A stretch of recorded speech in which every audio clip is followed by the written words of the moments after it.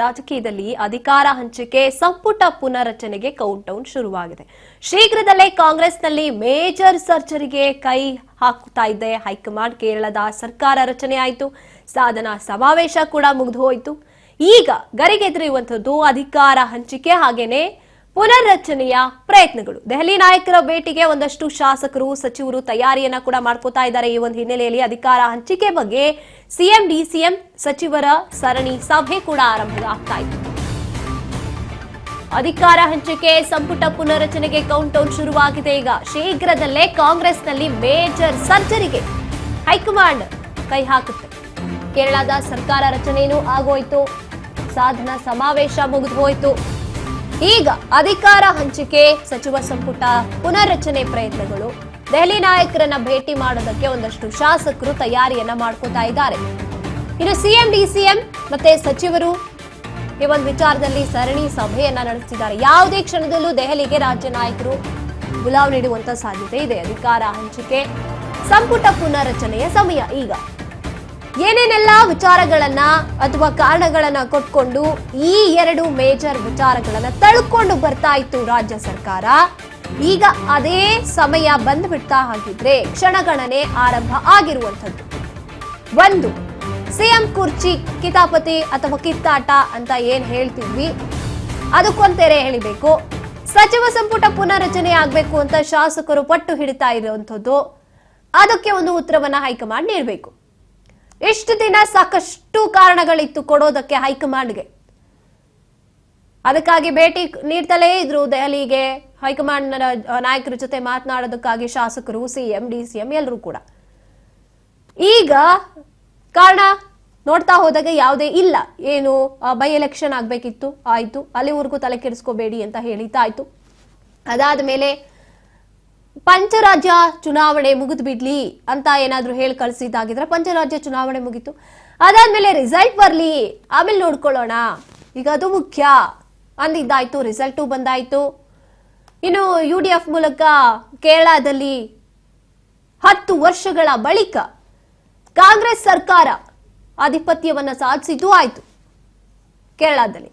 ಇಷ್ಟೆಲ್ಲವೂ ಆಯ್ತು. ಈಗ ಕಾರಣ ಹುಡುಕೋದಕ್ಕೆ ಇನ್ನು ಸಾಧನಾ ಸಮಾವೇಶವನ್ನ ಕೂಡ 3 ವರ್ಷಗಳನ್ನ ಸಂಪೂರ್ಣವಾಗಿ ಪೂರೈಸಿದಂತಹ ರಾಜ್ಯ ಸರ್ಕಾರ ನಿನ್ನೆಯಿಂದ ಆಚರಣೆಯನ್ನ ಮಾಡ್ತು.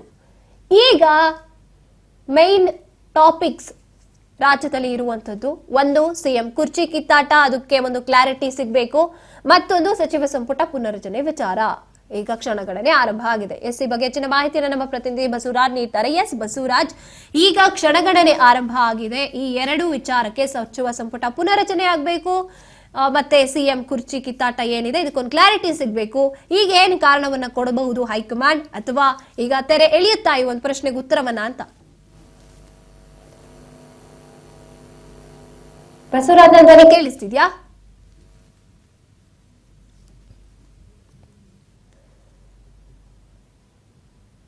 ಎಸ್ ಅವರನ್ನ ಮತ್ತೊಮ್ಮೆ ಸಂಪರ್ಕಿಸ್ತಾ ಹೋಗೋಣ. ಎಸ್, ಈಗ ಹೈಕಮಾಂಡ್ಗೆ ಇಷ್ಟು ದಿನ ಬೇರೆ ಬೇರೆ ತಲೆನೋವುಗಳನ್ನ ಇಟ್ಕೊಂಡಿತ್ತು. ಈಗ ಏನು ಉತ್ತರವನ್ನ ಕೊಡುತ್ತೆ? ಈಗ ಸಿಎಂ DK ಶಿವಕುಮಾರ್ ಅವರು ಮತ್ತೊಮ್ಮೆ ಅಲರ್ಟ್ ಆಗ್ತಾರೆ. ಈ ಒಂದು ವಿಚಾರಕ್ಕೆ ಒಂದು ಕ್ಲಾರಿಟಿ ಕೊಟ್ಬಿಡ್ಬೇಕು ಹೈಕಮಾಂಡ್ ಅಂತ. ಈಗೇನ್ ಮಾಡುತ್ತೆ ಹೈಕಮಾಂಡ್?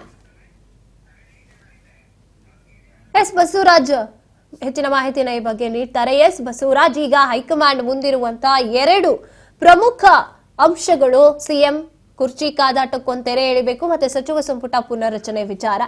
ಈಗ ಇದಕ್ಕೊಂದು ಕ್ಲಾರಿಟಿ ಕೊಟ್ಬಿಡುತ್ತಾ ಹೈಕಮಾಂಡ್? ಈ ಬಗ್ಗೆ ಹೆಚ್ಚಿನದಾಗಿ ಹೇಳ್ತಾ ಹೋಗೋದಾದ್ರೆ.